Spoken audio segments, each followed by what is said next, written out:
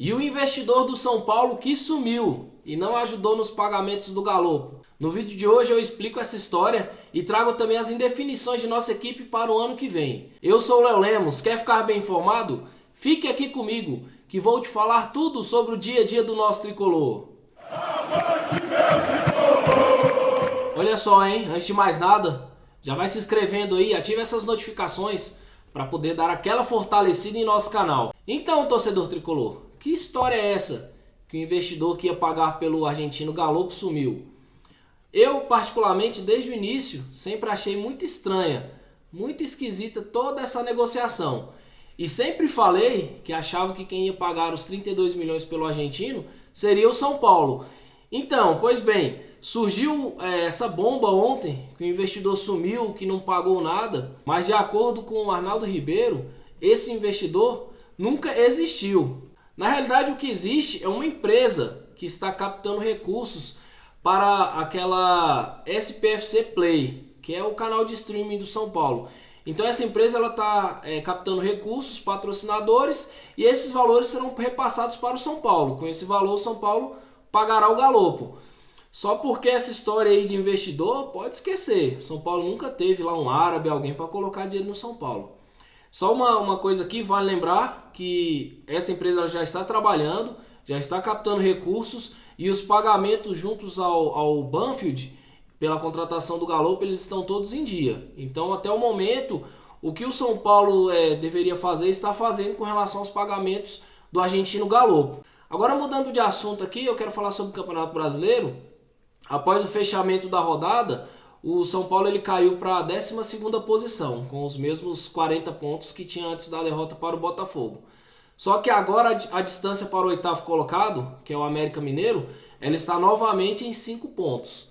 Vale lembrar que o Tricolor ele tem um jogo a menos e eu penso bastante diferente de alguns torcedores por aí. Tô vendo muita gente falando aí que é melhor o São Paulo não se classificar para a Libertadores do ano que vem. Eu não vejo a mínima lógica como uma não classificação para o principal torneio do continente pode fazer bem para o São Paulo. Já essa turma aí vai começar a falar que é melhor cair para a Série B. Cai para a Série B, menos gasto e se organiza. Essas duas teorias aí, elas, para mim, assim, ela não faz o menor sentido. Uma classificação para a Libertadores, ela é de suma importância para o clube. E o futebol, como todo mundo sabe, isso é um jargão muito antigo, mas o futebol é muito dinâmico. Um mês atrás aí, a gente estava surfando na crista da onda, né?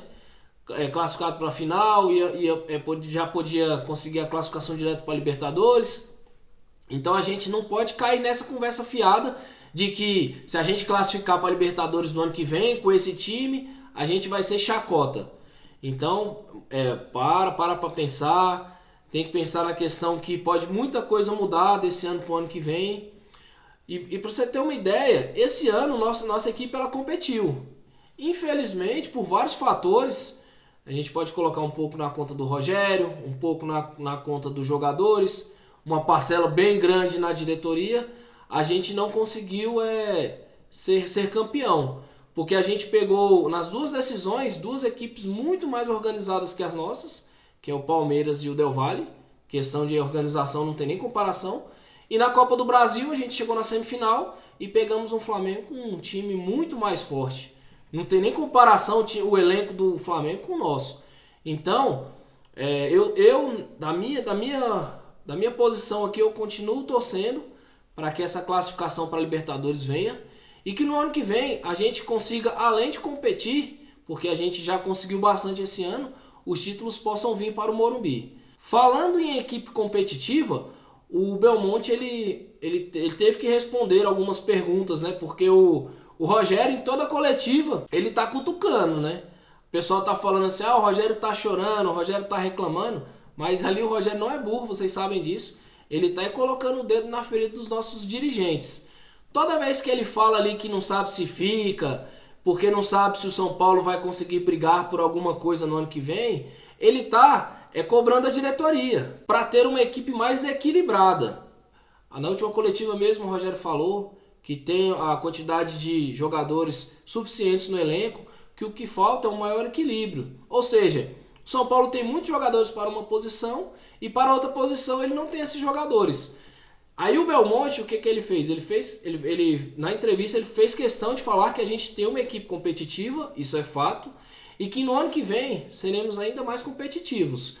Aí essa questão, eu acho que passa muito para não ser somente competitivo, né? Porque a gente precisa dessas peças que possam levar o São Paulo a ter uma equipe campeã. Eu vejo ali 3 posições como prioridades para o ano que vem. Um goleiro.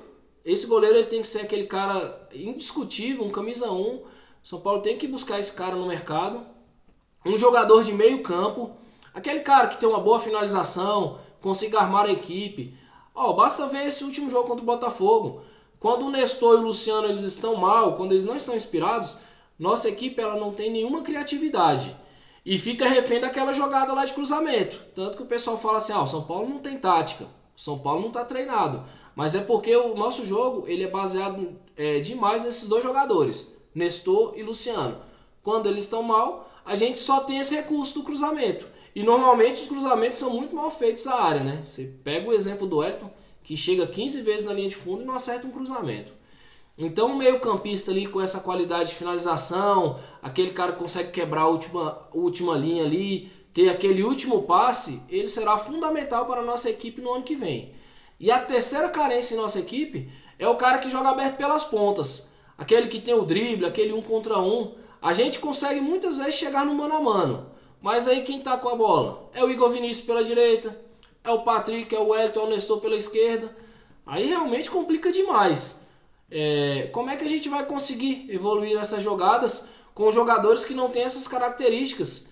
Às vezes falta um pouco de qualidade, com certeza falta, mas eu acho que principalmente são características dos jogadores, porque o jogador que está naquela posição, ele não tem aquela característica.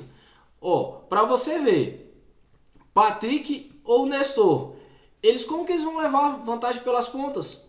O Nestor ele não consegue ganhar uma bola no corpo, franzino demais. Já o Patrick, eu até brinco falo com uns amigos meus aqui que ele é o nosso melhor ponta. Ele cai ali pela esquerda, quando você vê ele está embolado com o marcador, ele acha um drible e cruza. Então, efetivamente, o nosso melhor ponta é o Patrick. Ou seja, um jogador que não tem a mínima característica de ponta é o nosso melhor jogador naquela posição. Então, algumas vezes ele acerta, mas na maioria das vezes, isso sempre vai dar errado. Olha, dito isso, o Belmonte já falou que a gente não tem muitos recursos, aquela mesma história desse ano, que não tem muito recurso para buscar jogadores, para montar um grande time, mas eu acho que o São Paulo tem um setor de inteligência lá justamente para isso. Você mapeia o mercado, a gente consegue sim trazer 3 peças aí, essas 3 posições, sem ter que gastar muito.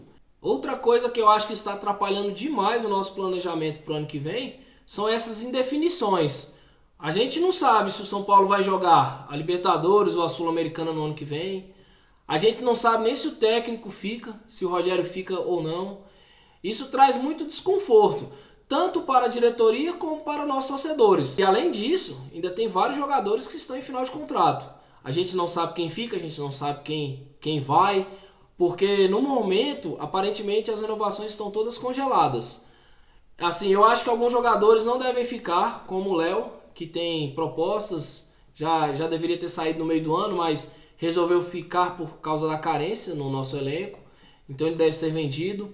O Colorado, Andrés Colorado, o Igor Gomes, Luizão, esses não devem ficar. Aí tem o caso do Éder, o Éder também não deve ficar, mas para mim é o mais curioso deles, porque depois que ele deu aquela entrevista lá, falando que não sabia se ficava, o Éder virou o 12º jogador da nossa equipe. Toda partida ele entra, toda partida ele está em campo. Parece que o Rogério ele quer dar um recado para a nossa diretoria. Assim, se fosse para trazer o Bustos pagando 720 mil por mês, de acordo com o que a Independente soltou, o salário do Bustos é 720 mil reais mensais. Então a gente já tinha o Éder no elenco, então não precisava. Foi assim, a gente queimou 720 mil reais por mês, sendo que tinha um Éder ali que faz a mesma função do Bustos. Para mim, esse é o recado que o Rogério está passando, quando ele escala o Éder agora em toda a partida. Já o Reinaldo, Gabriel Neves, Rafinha, esses eu creio numa renovação de seus contratos com o Tricolor. As maiores dúvidas ficam por conta do zagueiro Miranda, que o São Paulo quer renovar, mas o zagueiro ainda não se definiu se vai jogar ainda do ano que vem, se vai permanecer no São Paulo. E o Marcos Guilherme, que foi uma contratação ali de oportunidade, o São Paulo precisava de um jogador de velocidade, mas que infelizmente pouco produziu, ainda não fez nenhum gol com a camisa do São Paulo. Nas últimas partidas ainda o Rogério tem utilizado mais ele, mas que no momento a gente imagina que a diretoria não tenha interesse em sua renovação. Então é isso, torcedor tricolor. Essas são as notícias dos agitados bastidores do São Paulo. Já vai deixando aí seu like, se inscreva no canal, compartilhe o vídeo e ative as notificações para poder receber todas as notícias do Clube da Fé. Avante, meu tricolor!